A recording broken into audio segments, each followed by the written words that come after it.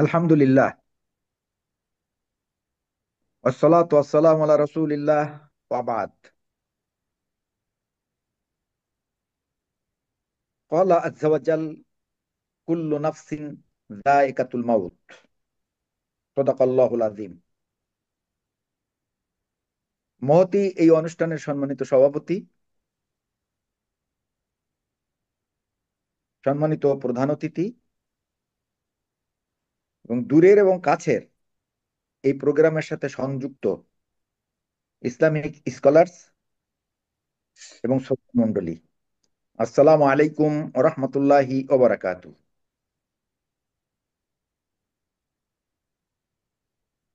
Professor doctor Abul Hasnat Mohammad ইয়াহিউর Rahman, ইনি মূলত আমি তার পরিবারেরই একজন।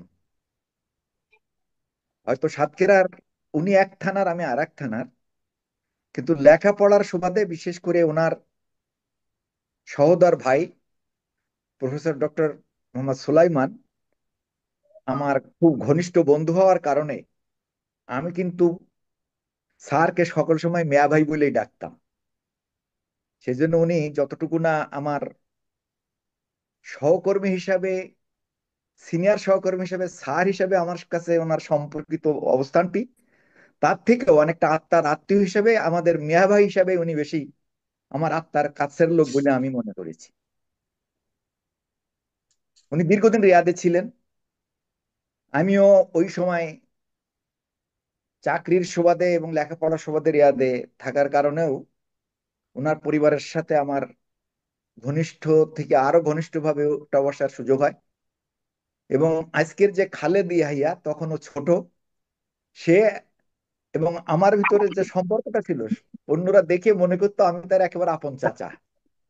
প্রতি বৃহস্পতি শুক্রবার ছুটির দিনগুলোতে তাদের বাসাতেই কাটাইতাম। মোট কথা, এক কথা বলতে গেলে যে উনি আমার সহোদর ভাইয়ের থেকে কোনো অংশেও পৃথক কিছু ছিলেন না।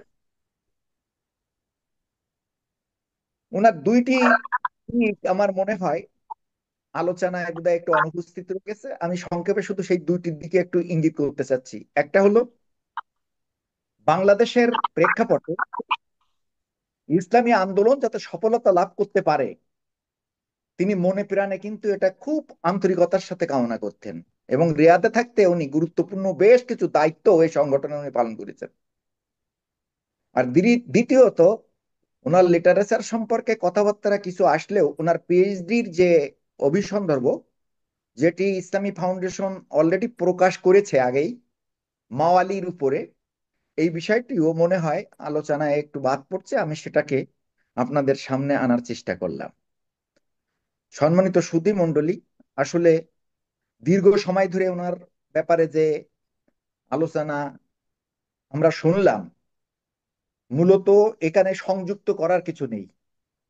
ওনার যে আন্তরিকতা, মানুষের সাথে সম্মোহনী যে মেশামেশির ভাব, কথার যে কারুকার্যতা বা মানুষকে আকর্ষণ করার জন্য ওনার যে যোগ্যতা,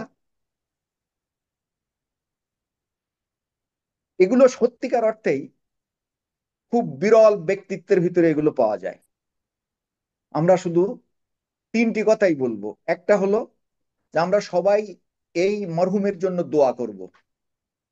দ্বিতীয়, বিশেষ করে ইসলামী বিশ্ববিদ্যালয়ের সর্বোচ্চ অভিভাবক এখানে আছেন, সেজন্য আমার বিনীত অনুরোধ থাকবে, এই মনীষীকে ইসলামী বিশ্ববিদ্যালয়ের নির্ধারিত এই অংশে স্মৃতিস্বরূপ রাখার জন্য এমন একটি স্থাপনা বা কিছু একটা তিনি করবেন, যাতে করে এই মনীষী চিরকাল সেখানে অন্যদের নজরে পড়ে এবং অন্যরাও তাকে মূল্যায়ন করতে পারেন। আর তৃতীয় যে কথাটি বলবো, যে এই পরিবারের আল্লাহ সুবহানাহু ওয়া তাআলা যাদেরকে রেখেছেন জীবিত বা বেঁচে আছেন, যারা তার আত্মীয় স্বজন, তার সন্তান সন্ততি, তার দহিত্র বা পৌত্ররা, তাদেরকে আল্লাহ রব্বুল আলামিন সঠিক অর্থে তার মতনই এইরকম আলোকিত মানুষ হিসেবে গড়ে তোলার তৌফিক দান করুন, আল্লাহ সুবহানাহু ওয়া তাআলা এই দোয়া করি।